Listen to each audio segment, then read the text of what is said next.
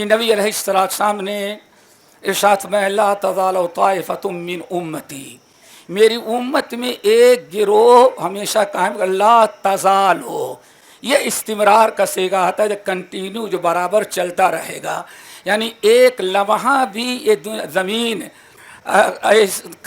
ایسا وقت نہیں آئے گا کہ ایک کوئی طائفہ منصورہ حق پر قائم اور حق کی دعوت دینے والا قائم نہ ہو۔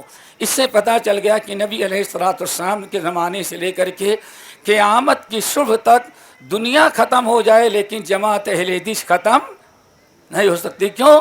اللہ کے رسول نے فرمایا لا تزال طائفۃ من امتی، کہ اللہ کے رسول نے فرمایا میری امت میں فتنہ ہوگا، اور وہ فتنہ جو ہے کچھ لوگ جا کر کے بتوں کی پوجا کرنے لگیں گے، کچھ لوگ جو ہیں اسنان کی پوجا کرنے لگیں گے، میری امت میں ارتداد ہو جائے گا، اور 40 جو ہے 30 بڑے دجال پیدا ہوں گے جو نبوت کا دعویٰ کریں گے، ساری چیزیں بیان کی۔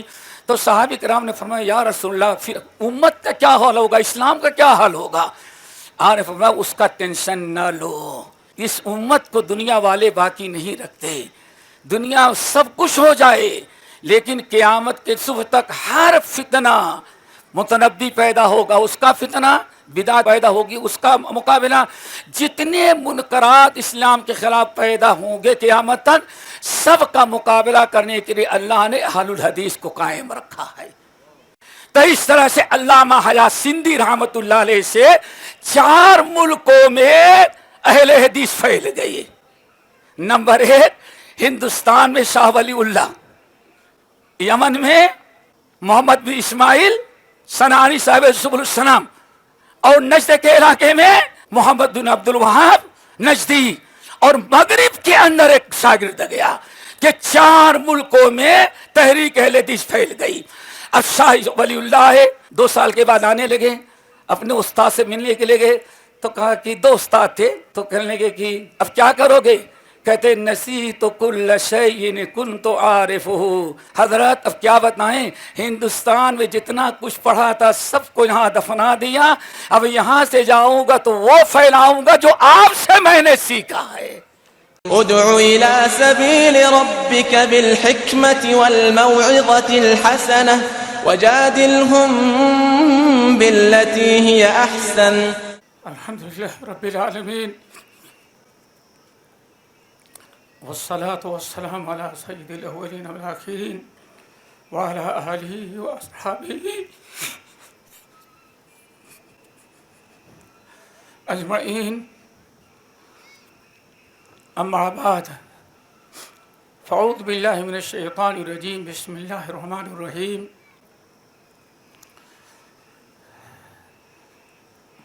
اقرأ بسم ربک الذی خلق، خلق الانسان من علق۔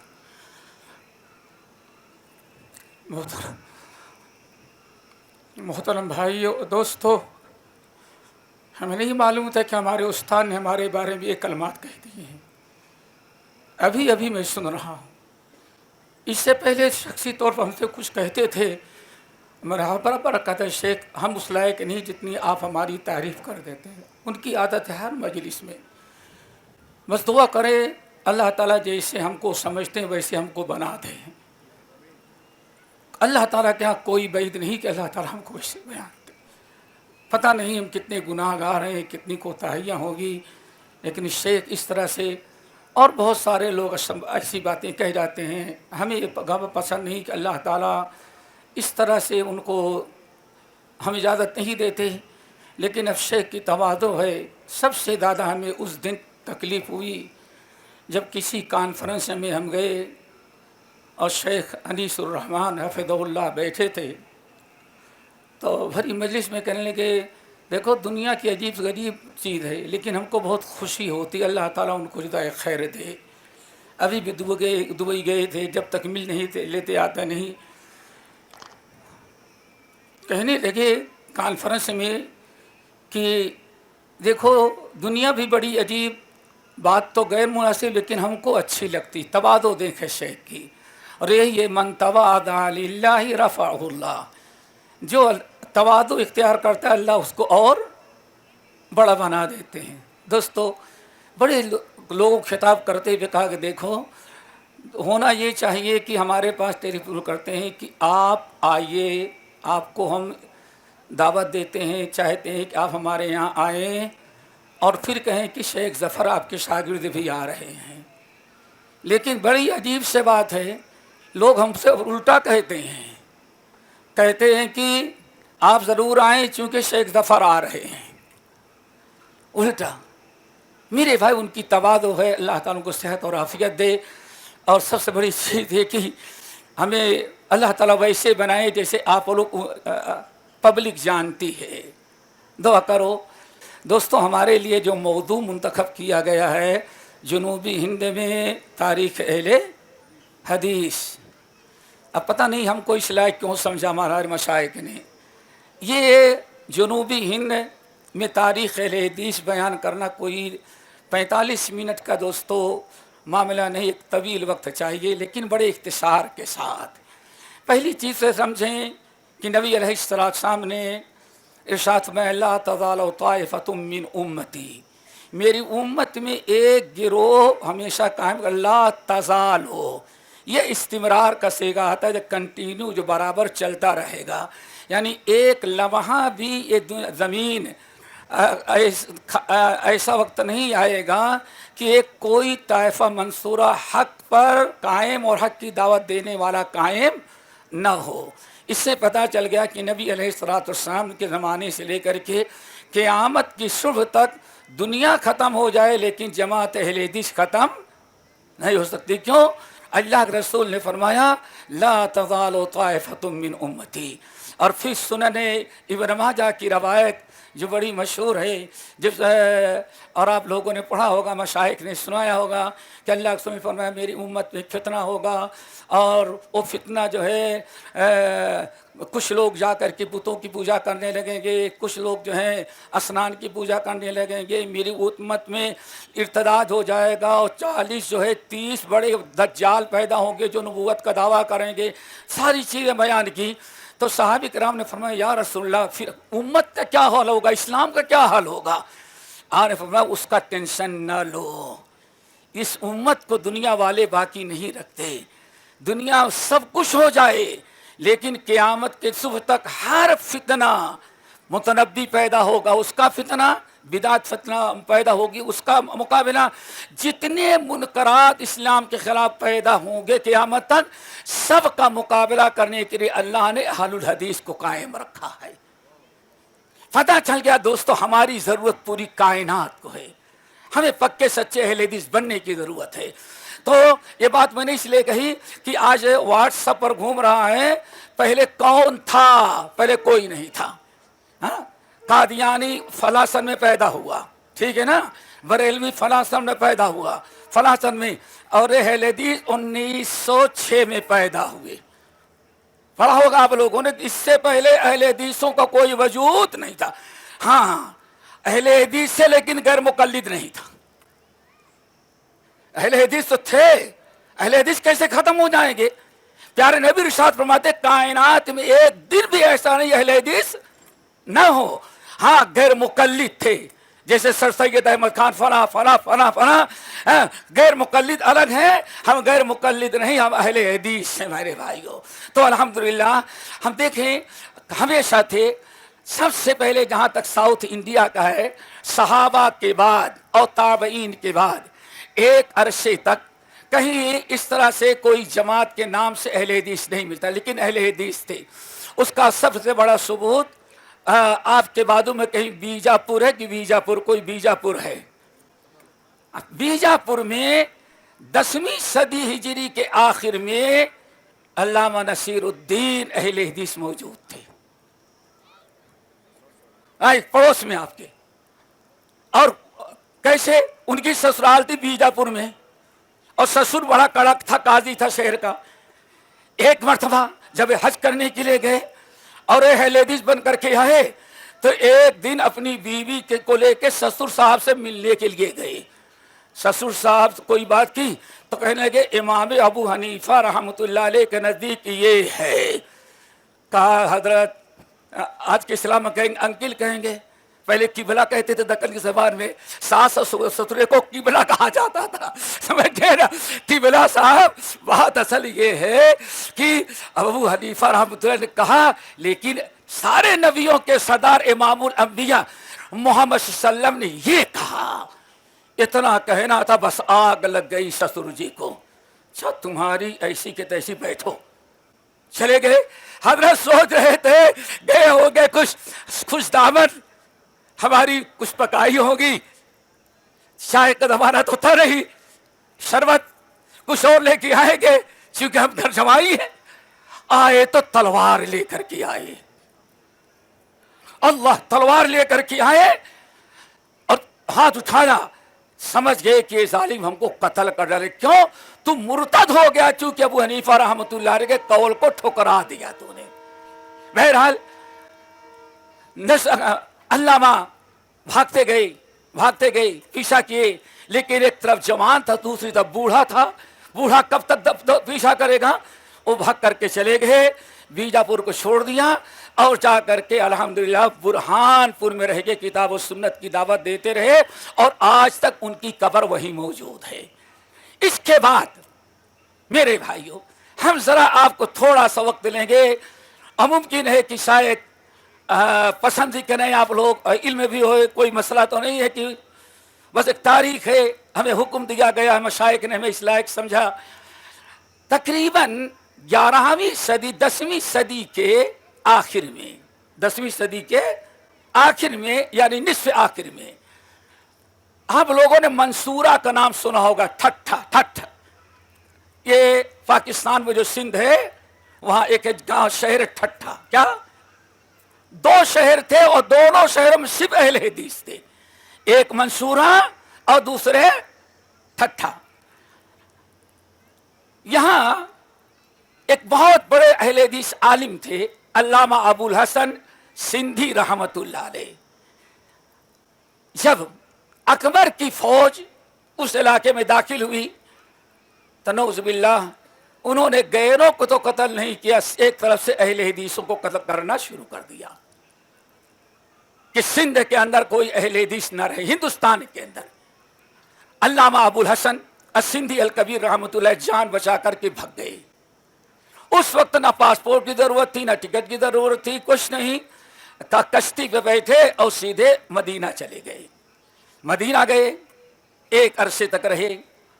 اللہ رب العالمین نے چونکہ اہل حدیث تھے، وہ موقع عطا کیا کہ ان کو مدینے میں درس حدیث دینے کا موقع مل گیا مسجد نبوی میں۔ اب ہندوستان کا عالم عربوں میں اہل حدیث کی دعوت دے، یہ کتنی بڑی خوش نصیبی ہے آپ اہل حدیثوں کی۔ بہرحال لوگوں کو پتہ چل گیا تو ان کو بہت ستایا، 3 مرتبہ جیل میں ڈالے گئے، آخر میں سزائے بامشقت، صرف اس بنا پر کہ تم زور سے آمین بولتے ہو اور رفع الیدین کیوں کرتے ہو، نعوذ اللہ اکبر۔ آخر میں کچھ لوگوں نے ضمانت کی، بلائے تو کہا دیکھو ذرا دیکھیں آج ہم اہل حدیث کیسے ہیں دوستو۔ لوگوں نے مشورہ دیا، دیکھو بغیر رفع الیدین کی نماز ہو جاتی ہے، ہمارے یہاں یہی چیز ہے نا، پکھرا اہل حدیث ہونے کی ضرورت نہیں ہے، اور نارمل ہو، ادھر ڈھیلا ڈھالا کچھ، جیسا دیش ویسا ویس۔ ارے نبی کی سنت میں ڈھیلا پن، لوز پن، بیوی کہہ دے فلاں چیز چاہیے ہمیں تو قرضہ لے کر کے آئیں گے، اللہ کے نبی کی سنت پر لوز پن، ڈھیلا پن، کہا کیا کرنا ہے؟ کہا کہ ایسا کرو رفع الیدین چھوڑ دو، زور سے آمین نہ بولو، یہی تو مسئلے ہیں جو تمہیں جیل میں ڈلوا رہے ہیں۔ کہا اللہ کی قسم میں نہیں چھوڑوں گا۔ پھر لوگوں نے کہا ذرا غور سے سنیں اہل حدیث کیسے ہوتے تھے۔ کہا اچھا ایسا کریں، ہم لوگ بڑا سا چادر لا دیتے ہیں، بڑی سی چادر، جب نماز پڑھیں تو سینے پر ہاتھ باندھیں اور چادر موٹا رہے تاکہ لوگوں کو پتہ نہ چلے یہ اہل حدیث نہ مسجد نبوی میں نماز پڑھ رہا، اور رفع الیدین ایسا کریں تاکہ پتہ نہ چلے۔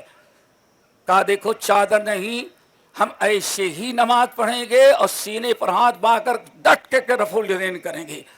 کہا آخر میں صدائے موت ہے، کہا سنت کو میں چھوڑ دوں، سنت کی دعوت کو چھوڑ دوں اور میں بزدل بن کر کے زندگی گزاروں، یہ مجھے گوارا نہیں، بلکہ ہمیں فخر اس بات کا ہے کہ مدینے کے جیل میں ڈال دیا جاؤں سنت نبی پر عمل کرنے کی بنا پر، اور پھر ہمیں صدائے موت دے دی جائے، سنت پر عمل کرتا ہوا چلا جاؤں، یہ مجھے پسند ہے، لیکن رفع الیدین چھوڑنا ہمیں گوارا نہیں ہے۔ اللہ اکبر۔ یہ علامہ ابو الحسن سندھی الکبیر تھے۔ ان کے چلے جانے کے بعد علامہ ان کے شاگرد رہ گئے تھے سندھ میں، علامہ محمد حیات سندھی رحمۃ اللہ علیہ۔ ان کو بھی اہل، اب نہیں بتائیں گے، نام لیں گے تو کہتے فتنے کا زمانہ ہے، ہمارے ہاں تو سب کو لے کے چلنا ہے نا بھائی، ہاں، اس کو بھی لے کے چلنا ہے، اس کو بھی لے کے چلنا ہے، اور جھنڈے والے کو بھی لے کے چلنا ہے، ڈنڈے والے کو بھی لے کے چلنا ہے، صحابہ کے گالی دینے والوں کو بھی لے کے چلنا ہے۔ ہمارے سب سے بڑا کمال روشن خیال، ہمارا تو یہ زمانہ ہے سنت قربان ہو جائے کوئی بات نہیں، سنت لے کے چلنا ہے۔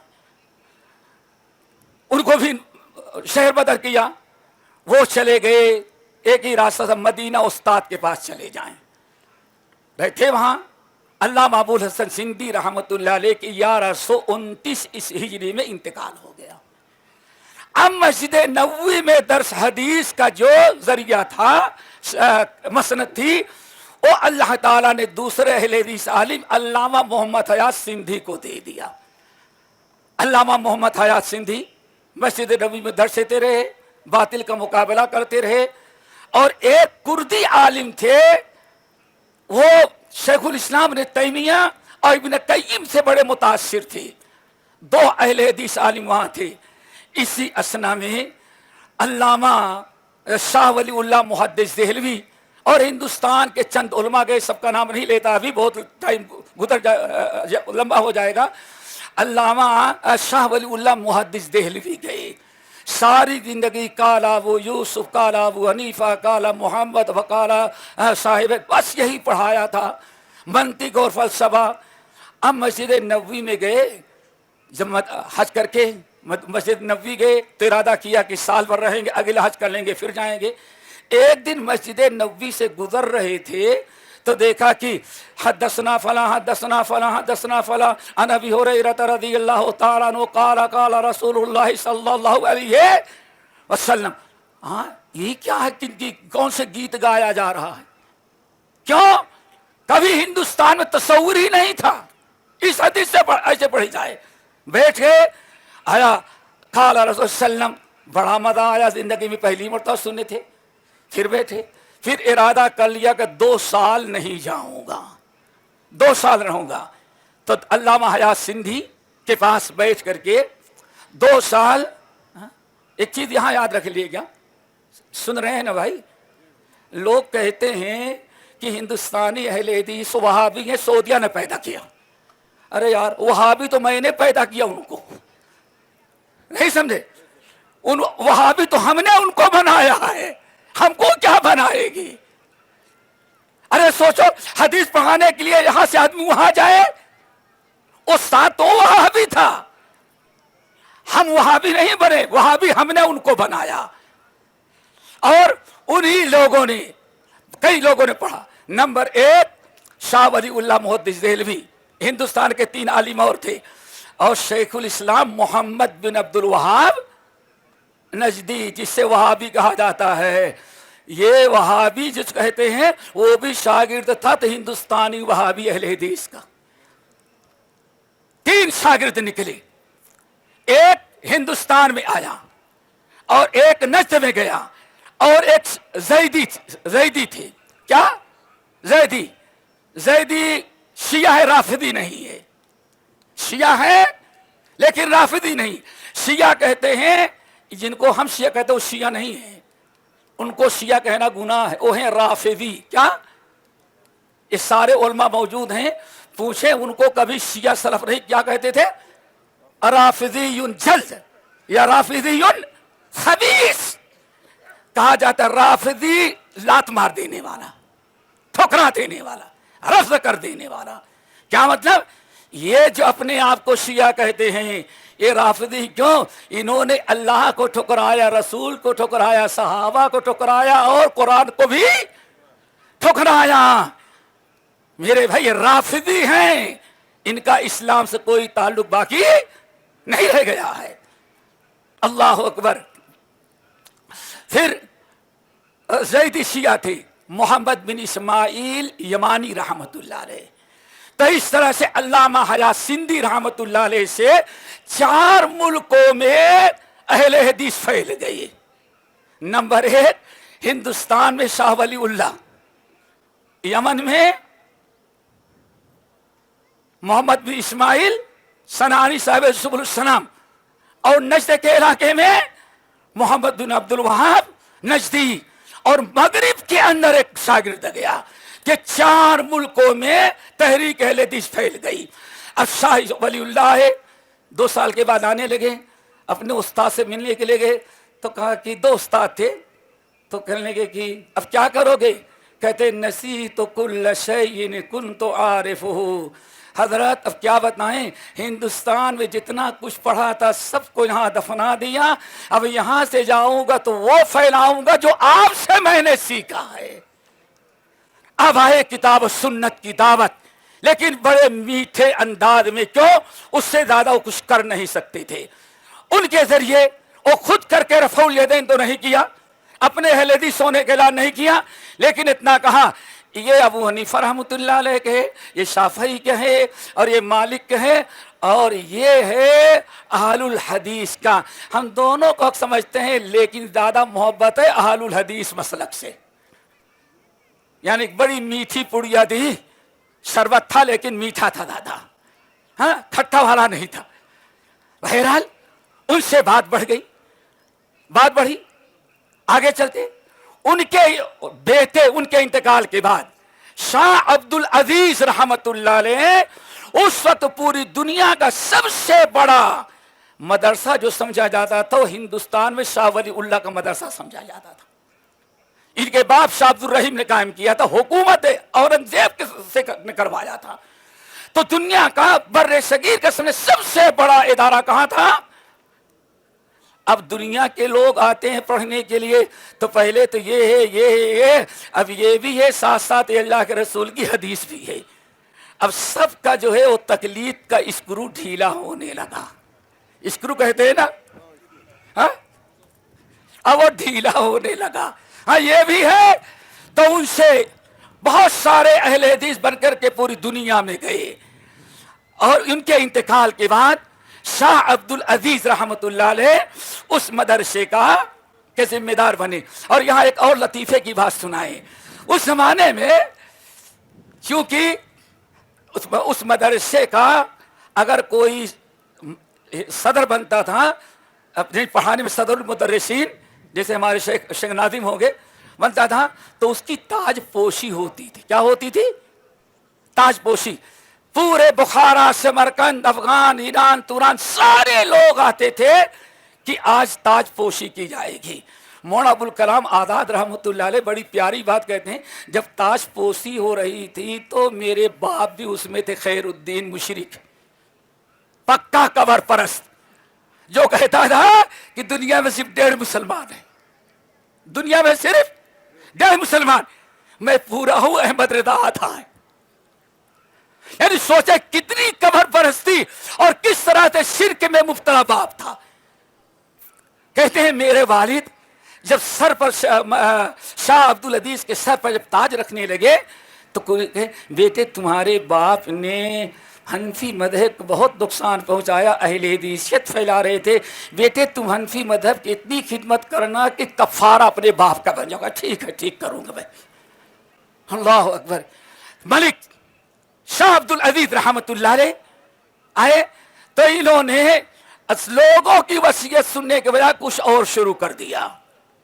یہاں تک کہ تحفہ اثنا عشریہ کتاب لکھی بہت ساری, اور انہوں نے لکھا 22 وصول. کتنے؟ 22 وصول بیان کیے. کہا ہمارے علماء نے 22 وصول اس لیے ایجاد کیے ہیں کہ حدیث کو رد کریں, ان 22 وصول کے ذریعے حدیث کی تردید کریں, حدیث پر عمل نہ ہو سکے. اللہ اکبر. ان کے شاگرد تھے بہت سارے لوگ, لیکن خاص طور سے جو ہمارے بھی موضوع سے تعلق ہے انہی میں ان کے بھتیجے شاہ اسماعیل شہید رحمت اللہ علیہ تھے. ہم آ جاتے ہیں, زیادہ تفصیل میں ہی جائیں گے, راہ دور جلدی آ جائیں گے انشاءاللہ, اور آپ کے جامعہ میں بھی آ جائیں گے ان قریب, کیونکہ سب کو بیان کریں گے تو نہ ادھر کے رہیں گے نہ ادھر کے. شاہ اسماعیل شہید رفع الیدین یہ پہلا انسان ہے دلی میں, شاہ ولی اللہ کا پوتا, جو ڈٹ کر کے جامع مسجد میں 1812 میں اردو زبان میں جمعے کا خطبہ دیا. رمضان کا مہینہ تھا اور الوداع تھا. جب اردو میں خطبہ دیا تو ایک ہنگامہ ہو گیا, اور کتاب السنت کی دعوت, یہ تاریخ اصلاح ہند میں پہلا دن تھا کہ دہلی جامع مسجد کے ممبر سے اہل حدیث مسلک کی دعوت شروع ہوئی. بہرحال اللہ نے بڑی کامیابی دی. انہیں شاہ اسماعیل شہید کی شکایت کچھ لوگ لے کے گئے. اب کوئی رواداری نہیں, ادھر ہو جا ادھر دورنگی چھوڑ دے, ایک رنگ ہو جا, سراسر موم ہو جا, سنگ ہو جا, اب دو گلا پر نہیں ہے. دادا نے جو شروع کیا تھا, چچا نے پروان چڑھایا, اب اس کو میدان میں لانا ہے. اب جامع مسجد دلی میں زور سے آمین بھی بولی جائے اور رفع الیدین بھی کیا جائے, لیکن گنے چنے لوگ تھے. ایک دن شاہ اسماعیل شہید جب اہل حدیث ہو گئے, رفع الیدین وغیرہ کیا, تو کچھ لوگ آئے دلی کے علماء, ارے صاحب یہ کیوں کرتے ہیں, حدیث کے اندر ہے. یہ کیوں کرتے ہیں, بخاری کھول کے پڑھ لو. یہ کیا ہے, ترمذی کھول کے پڑھ لو. جب بھی کسی مسئلے پہ اعتراض کرتے تو حدیث کھول دیتے. آخرکار تنگ آ کر کے سب لوگ گئے چاچا یعنی شاہ عبد العزیز کے پاس, روتے ہوئے, کیا ہوا, نہیں جیسے ماتم روتے ہیں نا 10 محرم کو, تو پہلے ہی سے ان کا محرم شروع ہو گیا تھا. سیدھے پیٹتے ہوئے روتے ہوئے کہا کیا ہوا, کہا غضب کر دیا تمہارے بھتیجے نے.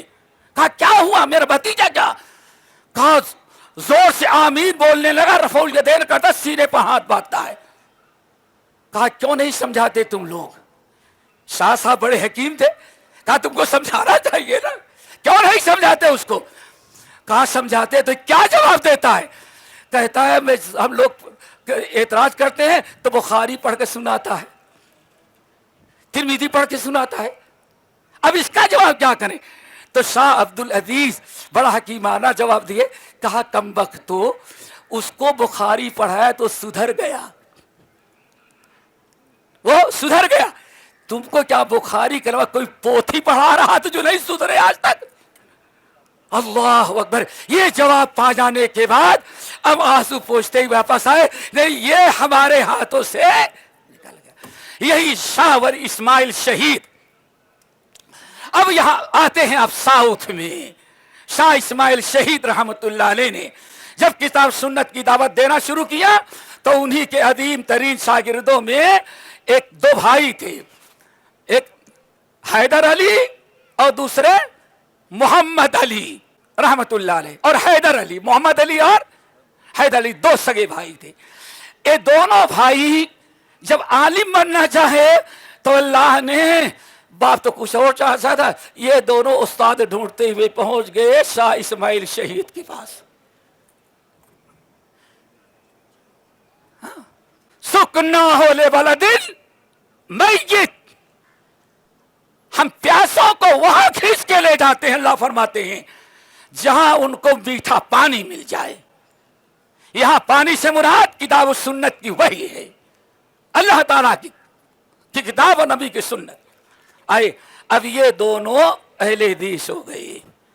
مولانا محمد علی رامپوری رحمت اللہ علیہ جب سرحد پر گئے جہاد کرنے کے لیے تو دعوت کے لیے, تبلیغ کے لیے اور جہاد کے فنڈ کے لیے ان کو ساؤتھ انڈیا بھیجا گیا. حیدرآباد آئے 1828 میں آئے یہ حیدرآباد میں. الحمدللہ کتاب و سنت کی دعوت دیتے رہے.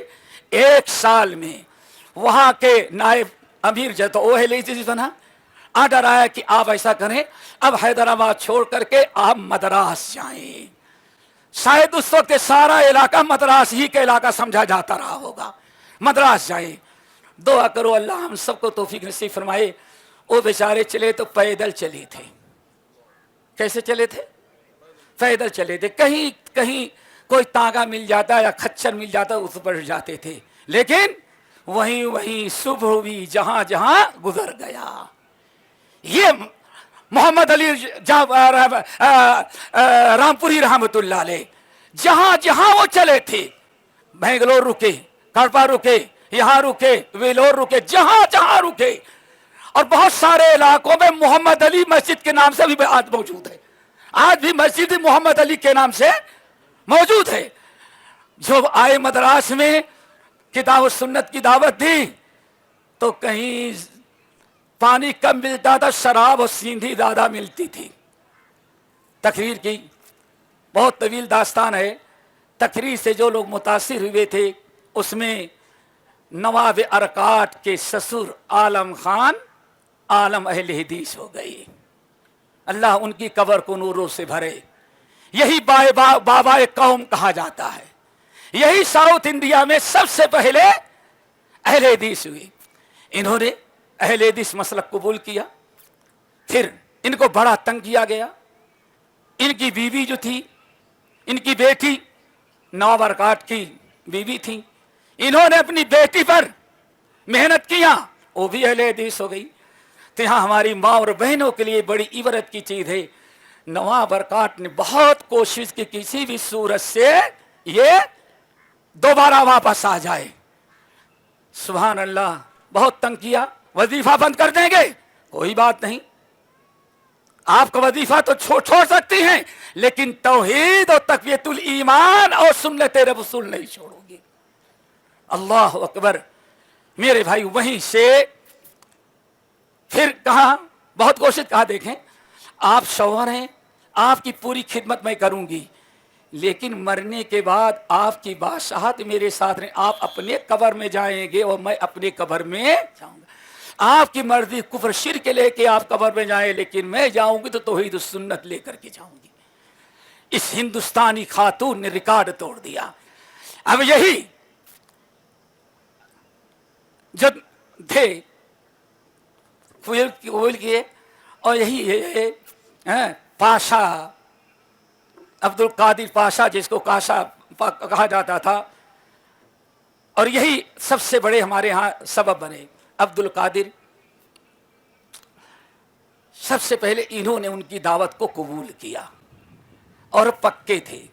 دعوت قبول کیا، کتاب و سنت کی دعوت دینے لگے. ایک عرصے تک انہی سے بنگلور اہل حدیث جماعت بنی. قریشی صاحب نے مسلک قبول کیا، انہوں نے وہاں اور چاروں علاقوں میں پھیلی. بہرحال اتنی سی بات عرض کر دیں کہ انہوں نے جو کام کیا، ان کے بعد پاشا صاحب نے انہی کو سمجھے بابائے قوم. انہوں نے بہت کتاب و سنت کی دعوت دی. کہتے ہیں خود انہوں نے اپنا واقعہ بیان کیا، اور مورخین نے لکھا، ہو سکتا ہے جو آپ لوگوں نے پڑھا کچھ فرق ہو، تاریخ میں ہوتا ہے. ایک دن مغرب کی نماز پڑھے، سفید مدراس کا بڑا گہرا تعلق کاروباری پنجاب سے تھا، پنجاب سے، تو بہت سارے لوگ شلوار قمیض پہنتے تھے پنجابی لباس. وہ بیچارے کہتے ہیں سفید کرتا قمیض، سفید پیجامہ اور اونچی ٹوپی پہن کر کے جیسے گلی سے باہر نکلے، کوئی ایک صاحب تھے سرمست حسین، ماسٹر سرمست حسین، وہ وہاں گھوم رہے تھے، کچھ ٹریننگ کے لیے گئے تھے، وہاں گھوم رہے تھے. دیکھا ایک شخص نورانی چہرے والا، سفید کپڑا، اونچی ٹوپی لگائے ہوئے گلی سے نکلتا ہے.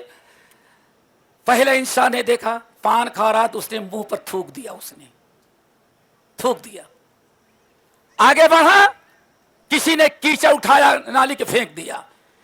کہتی ہے سرمست صاحب کہ مجھے بڑا تعجب ہوا، یہاں انسانوں پر اتنا ظلم ہوتا ہے.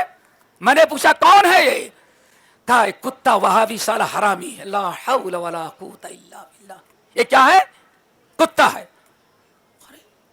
انسان کتا. آگے بڑھے، کہا 2-3 دن میں نے دیکھا وہ بیچارہ جب نکلتا ہے نورانی چہرہ، سفید کپڑا، ٹوپی لگائے ہوئے، شرافت ٹپک رہی ہے، جیسے روڈ پر نکلتا ہے جس آدمی کے ہاتھ میں گوبر آیا گوبر پھینکا، کسی نے تھوک دیا، کسی نے کیچڑ پھینکا، اور ہر آدمی یہی کہتا ہے کتا حرامی سالا ہے۔ اللہ اکبر۔ کہتے ہیں میں نے یہ سرمست صاحب کہتے ہیں میں نے سوچا کہ پوچھے ان سے کہ کیوں نہ وہ، تو سب یہی کہتے ہیں۔ اب میں سوچنے لگا کہ میری آنکھیں خراب ہیں یا کہ میں پاگل ہو گیا ہوں، یہی ساری دنیا۔ کتے کا ایک ایسا کتا ہے جس کے دو پیر نظر آتے ہیں، کھڑا ہو کے چلتا ہے، کتا تو چار پیر، اپنے بڑے ٹینشن میں۔ کہتے ہیں ایک دن گزر رہا تھا، مغرب کی اذان ہوئی، نماز مسجد میں گھس گیا۔ مسجد میں جب گھسا تو وہی جس کو لوگ کتا کہتے تھے، حرامی، پاگل، وہابی، کہتے وہ بیچارہ مغرب کی نماز پڑھا رہا تھا۔ مغرب کی نماز پڑھا تو میں سوچا ارے یہ تو باہر لوگ اس کو کتا حرامی کہتے ہیں، اور یہ کہیں کتا مسجد میں آ سکتا ہے اور یہ نماز پڑھے، امامت کرے؟ کہا کہ ہم نے آگے بڑھ کے پوچھا کون ہو؟ کہا کہ بھائی میں فلاں نام ہوں۔ کہا آپ کو لوگ حرامی کتا کہتے ہیں؟ کہتے ہیں میں اہل حدیث ہو گیا ہوں، کتاب و سنت پر عمل کرنے لگا، یہ سارے لوگ عزت کرتے تھے لیکن اب کہتے ہیں وہابی ہو گیا تو گالیاں ہم کو دیتے ہیں۔ کہتے ہیں وہابی تو نماز نہیں پڑھے گا؟ سرمست حسین کہتے ہیں وہابی بھی نماز کیسے پڑھے گا؟ بیٹھ گئے، تبادلہ خیال ہوا تو انہوں نے کتاب و سنت کی دعوت دی اور بات میرے سمجھ میں آ گئی۔ جب بات ہمارے سمجھ میں آ گئی الحمدللہ تو بات اور دوستی بھی، اندر بیٹھائے، پڑھانے لگے، توحید کی دعوت دی، اور انہوں نے تقویۃ الایمان، کون سی کتاب؟ تقویۃ الایمان، مؤلفہ محمد اسماعیل، سید نہیں تھا، محمد اسماعیل۔ اللہ اکبر۔ تقویۃ الایمان لے کے نکلے، تقویۃ الایمان کو پڑھتے تھے، اور چند ہی دن کے اندر اللہ نے ان کو پیری مریدی ساری چیزوں سے بچا کر کے سرمست حسین کو اہل حدیث بنا دیا۔ کیا بنا دیا؟ اہل حدیث بن گئے۔ اب آئے ملنے کے لیے اپنے استاد سے ملنے کے لیے ہم نے دعوت قبول کر لی اور ہم دعوت دیں گے آگے بڑھ کر کے، آپ بتائیں کیا چاہتے ہیں؟ کہا نام کیا ہے؟ کہا سرمست حسین۔ کہا یہ نام بدل دو، اپنا نام عبداللہ رکھ لو۔ کیا رکھ لو؟ کیا رکھ لو بھائی؟ عبداللہ ہو گئی۔ اب سرمست حسین عبداللہ بن گئے۔ جب عبداللہ بن گئے تو اب جوش میں آئے، خاندار کے لوگوں سے بھڑ گئے، ان سے بھڑ گئے، ان سے بھڑ گئے، بہت کچھ۔ جب انہوں نے تقویۃ الایمان پڑھی تو اپنے استاد سے دعا کروائی، دعا کریں اگر اللہ ہم کو شادی کروں گا اور اللہ ہم کو بیٹا دے گا تو میں بھی اپنے بیٹے کا نام محمد اسماعیل رکھوں گا۔ کیا رکھوں گا بھائی؟ محمد اسماعیل رکھوں گا۔ اللہ اکبر۔ اور نظر مان لیا کہ اس کو محمد بن اسماعیل نام رکھوں گا، اور اس جیسے محمد اسماعیل عالم نے تقویۃ الایمان لکھی ہے ایسے ہی میں اسے عالم بناؤں گا۔ اب آپ کے رائے درگ میں وہابی آ گیا اور اہل حدیث آ گیا ان پہاڑیوں کے بیچ میں۔ نعمت غیر مترکبہ، کفر تھا، شرک تھا، والا دل میت، کتاب و سنت کی بارش برسانے والا، مردہ علاقوں میں ہم گھسیٹ کے بھیج دیتے ہیں۔ کہاں سے کہاں پیدا ہوا، پیر کے گھر میں کیا کیا ہوا، لیکن قسمت جاگ اٹھی رائے درگ والوں کی۔ یہاں آئے اور بڑی کوششیں کی، الحمدللہ پھیلاتے رہے، اور جب شادی ہوئی، بیٹا پیدا ہوا تو وہی محمد اسماعیل، لیکن سید کے اضافہ ہوا، بس محمد سید اسماعیل، سید محمد اسماعیل بن گیا۔ اب بڑے ہوئے، شوق ہوا کہ آپ پڑھیں ہم حدیث۔ اب حدیث پڑھنے کہاں جائیں تو کہا کہ شاہ اسماعیل شہید دلی بھیجیں گے۔ دلی نہیں جانے کے بجائے کچھ تو پڑھیں۔ آخر میں ایک بڑا عجیب سوا حادثہ تھا. اللہ کیسے کیسے انتظام کرتا ہے. شاہ اسماعیل شہید کی محبت میں نام کیا رکھا تھا؟ سید محمد اسماعیل. اور سید عبداللہ کا کیا خیال تھا؟ سید عبداللہ کے دادا، ایک تو بھائی گزرے ہوئے ہیں نا، وہ دادا سرمست حسین. اللہ اکبر، اللہ ان کی قبر کو نوروں سے بھرے. ہم اپنے بیٹے کا نام محمد اسماعیل اور عالم بنائیں گے. اب عالم بنانے کے لیے کوشش تو کی. یہاں ایک پیر صاحب تھے، بس اختصاراً رائے دور حدیث پڑھنے کے لیے جائیں. ایک بہت بڑا پیر تھا افغان میں بہت بڑا پیر تھا. اور دنیا میں اہل حدیث نہ رہ سکتا، لیکن افغان میں بہت مشکل ہے. افغان میں بڑی درگاہ تھی، بڑے پیر تھے ان کا. وہاں کے جو مجاور تھے، مجاور صاحب، ایک دن ان کو کچھ مانگنا تھا اللہ تعالی سے اور کچھ چاہتے تھے، دعا کرنا چاہتے تھے. وہ چلے گئے اپنے دادا کی درگاہ پر. دادا کی درگاہ پہ گئے اور درگاہ پہ جانے کے بعد سوچتے ہیں کہ اپنی مراد رکھیں. کہتے ہیں حضرت جی جیسے میں نے سوچا معلوم پڑا کوئی پیچھے کھڑا ہے، کہتا ہے لا الہ الا اللہ، لا الہ الا اللہ. دائیں دیکھتا ہوں، نہ دادا ہے، نہ چاچا ہے، نہ بابا ہے، نہ بھائی ہے، نہ بیوی، کچھ نہیں. آواز کہاں سے آئی؟ کہتے یہ غیب کی آواز ہے، لا الہ الا اللہ، لا الہ الا اللہ. کہتے بس میں سمجھ گیا کہ رب نے ہمارے اوپر بڑا کرم کیا. کیا مطلب؟ جن سے مانگ رہے ہو ان سے کچھ نہیں ملے گا، پیدا کرنے والا بھی دینے والا بھی وہی ہے.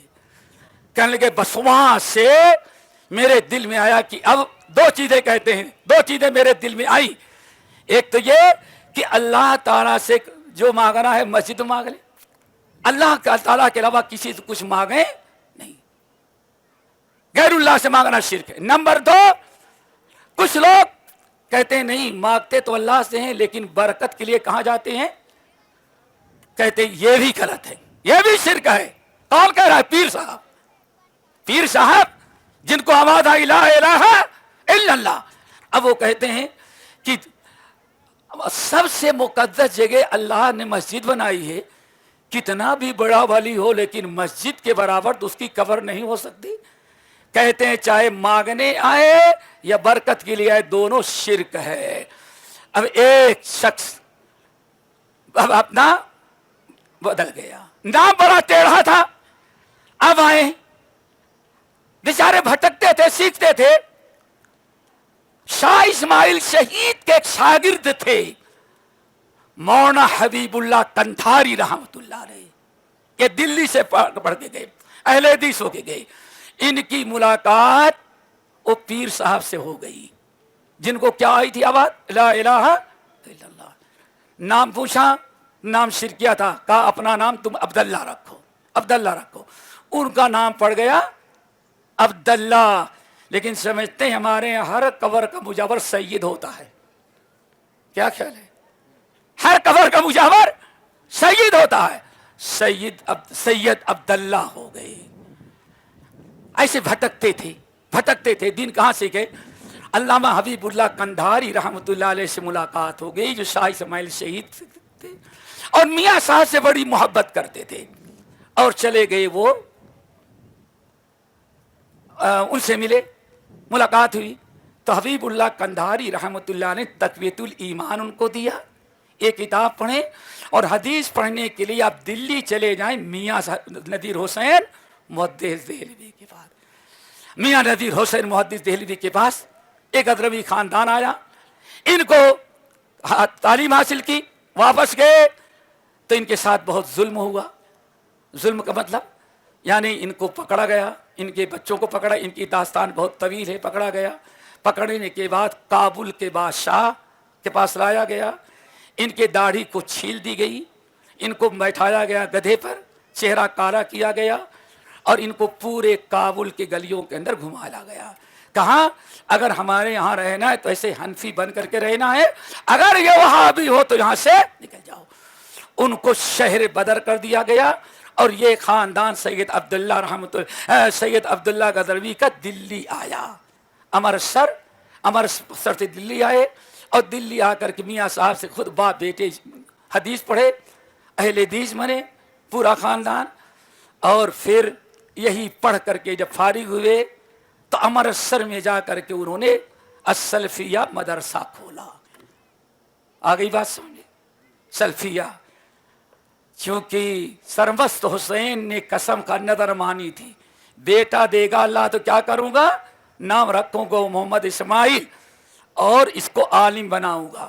عالم بننے کے لیے علماء غزنویہ جو تھے الحمدللہ ان کے پاس گئے، پڑھ کر کے فارغ ہوئے، اور پڑھ سے فارغ ہونے کے بعد جیسے کہ شیخ نے تذکرہ کیا، آئے تو سرسی گئے، یہاں گئے وہاں گئے، پھر آخر میں یہ آپ کا مدرسہ، شیخ نے بہت کچھ بتایا، لیکن ہم نے تو بس اہل حدیث امرتسر یا اور پرانی فائلیں جو پڑھی تو کہا گیا چبوترا تھا، سوچے کہ یہاں لوگوں کی اصلاح کریں، تو ایک چبوترا تھا، اسی چبوترے پر بچوں کو اکٹھا کر کے پڑھاتے تھے، تنخواہ نہیں ملتی تھی، کہاں سے لائیں بیچارے، بھاگتے تھے، اہل حدیث امرتسر میں اعلان ہوتا تھا، یہاں تک کہ کہتے ہیں 80 بچوں کے لیے ایک مدرس ہوتا تھا۔ پھر اللہ نے ترقی دی، یتیم خانہ یہ وہ، پھر گھر میں آیا، گھر سے الحمدللہ مسجد میں آیا، مسجد سے کے بعد آیا، اور پھر آخر میں ختام و مسک یہ جامعہ میں آیا۔ آگئی بات سمجھ میں؟ اب جامعہ میں آ گیا، اور جامعہ کی برکت الحمدللہ میرے بھائیوں، جامعہ پہلے سے بھی میں جانتا تھا، سب سے پہلے ہمیں مئو میں مولانا عبدالعزیز رحمت اللہ علیہ جہاں کے مدرس تھے، ہمارے استاد تو نہیں تھے لیکن اٹھتے بیٹھتے تو انہوں نے تعارف کروایا، لیکن مدرسے کا، اور جب جامعہ سلفیہ آیا فضیلت کے لیے تو وہاں سید اسماعیل رائے درگی رحمت اللہ علیہ کا تعارف ہوا۔ اسی لیے آج سے 30 سال پہلے سب سے پہلا سفر میں نے جو کرناٹک کا کیا وہ آدھارا کا رائے درگ کیا، اور اس وقت مولانا عبدالغنی سیفی رحمت اللہ علیہ تھے شیخ الحدیث، ان سے ملاقات ہوئی، مسجد میں طلبہ اور طالبات کا خطاب ہوا، اس کے بعد سے آنا جانا لگا ہوا ہے، اور دعا کرے اللہ تعالیٰ آئندہ بھی سلسلہ باقی رکھے۔ پھر جہاں تک جامعہ کے بات ہے، میں سمجھتا ہوں کسی کو ناگوار گزرے، لیکن میں سمجھتا ہوں مہاراشٹر اور پھر اس کے بعد کرناٹک، آندھرا چلے جائیں اور آگے، میں سمجھتا ہوں کہ یہ سب برکت ہے سرمست حسین عبداللہ رحمت اللہ علیہ کا، ان کا اخلاص کہ میں شادی کروں گا، بیٹا پیدا ہوگا تو اس کا نام محمد اسماعیل رکھوں گا، اور جس تقویۃ الایمان لکھنے والے کی طرح اپنے بیٹے کو عالم بناؤں گا۔ اللہ تعالیٰ نے عالم بنایا، اور وہ دعا تھی، اسی کی برکت تھی کہ الحمدللہ آج تک سلفیت پر ادارہ یہ قائم ہے، اور پورے اس علاقے میں سلفیت کا سب سے بڑا علمبردار ادارہ ہمارا جامعہ محمدیہ رائے درگ ہے، اور انشاءاللہ قیامت تک قائم رہے گا۔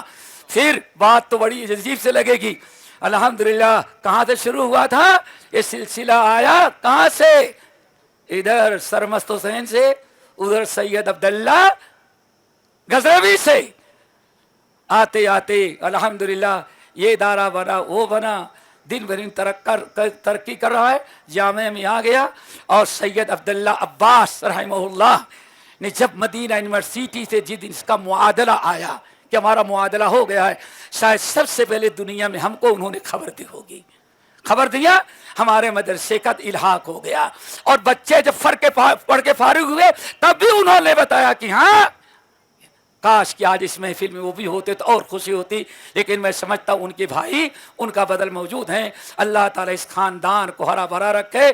پھر آخر میں بتا دوں ایک چیز اور، اگر انشاءاللہ ابھی تو یہاں کے طلبہ پتھر چبوترے سے شروع کیا، جامعہ تک آ گئے، اور جامعہ سے اڑان کی تو مدینہ یونیورسٹی، مکہ یونیورسٹی تک پہنچ گئے۔ اور پھر میں کہتا ہوں نبی صلی اللہ علیہ وسلم کا فرمان، لو کان الدین بالثریا، اگر دین ثریا ستارے پہ ہو کتاب و سنت کا، تو میرے امت کے لوگ وہاں بھی علم حاصل کرنے کے لیے پہنچ جائیں گے. تو ہم سمجھتے ہیں اگر اللہ نے کوئی اسباب مہیا کیا، اوپر کوئی یونیورسٹی کھلی، تو جامعہ محمدیہ رائے کے طالب علم انشاءاللہ وہاں بھی پہنچ جائیں گے. یہ ہمارا خیال ہے. دعا کرو اللہ تعجب نہ کرے. ہو سکتا ہے ایک جگہ میں نے تقریر کی تو تقریر سے پہلے پولیس گاڑی آنے لگی، ایسے دھڑا دھڑ آتی ہے، لال بتی. اسے محمد صاحب جونا گھاٹی رحمۃ اللہ علیہ، جونا گھاٹی میں جونا گھاٹی ان کی مسجد میں.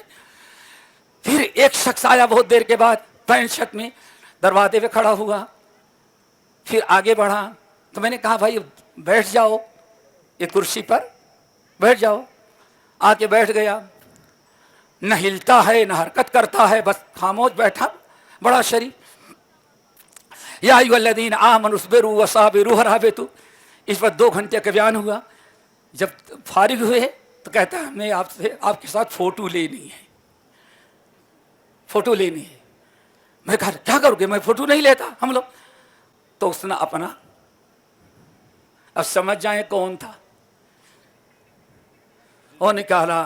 اب وہاں بھائی ہاں آپ لے سکتے ہیں، آپ لے سکتے ہیں. میں نے کہا کیوں؟ کہا کہ جب سے اعلان ہوا کوئی فرقے والا ایسا نہیں ہے جو آپ کی شکایت لے کے ہمارے ہاں نہ پہنچا ہو. تو کسی عام سی آئی ڈی پولیس کو بھیجنے کے بجائے میں نے کہا میں خود جاؤں گا. ایک شخص کو اتنی مخالفت کی جائے تو میں خود جاؤں گا. کہا 2 گھنٹے میں نے سنا، سوائے دین کی بات اور اسلام کی کچھ آپ نے نہیں کیا.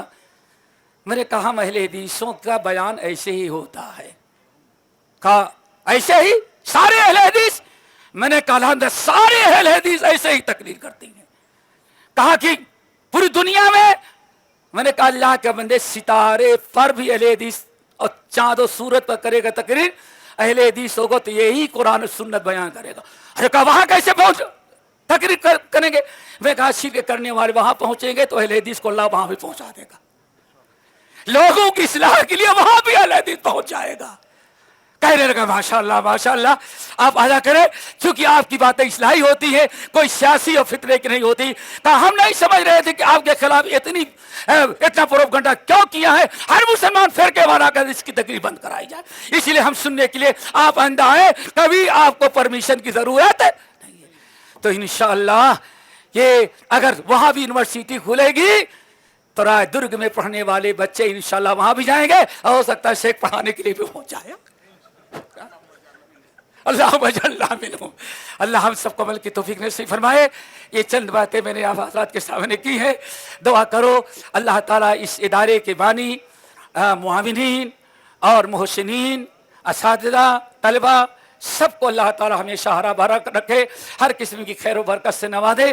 ہم نے کچھ بات لمبی کی لیکن معذرت چاہوں گا، آئندہ انشاءاللہ خیال رکھا جائے گا. لیکن موضوع کچھ ایسا تھا کہ آدھا چھوڑنا بھی، ہم نے سب کچھ چھوڑ کر کے بسم اللہ کی با اور الرحیم کی میم سمجھو وہی بیان کیا، ورنہ پھر کبھی اس فرصت سے سن لینا بڑی ہے داستہ میری. اللہ تعالیٰ اس ادارے کو، اساتذہ کو، بانئین کو، محسنین کو اور ہم سب کو ہمیشہ صحت اور عافیت میں رکھیں، اور اس ادارے کو ایسے ہی کتاب سنت کا ترجمان اور مسلک سلف کا علم بردار بنائے. اقول قولی ھذا واستغفر اللہ من کل ذنب واتوب الیہ.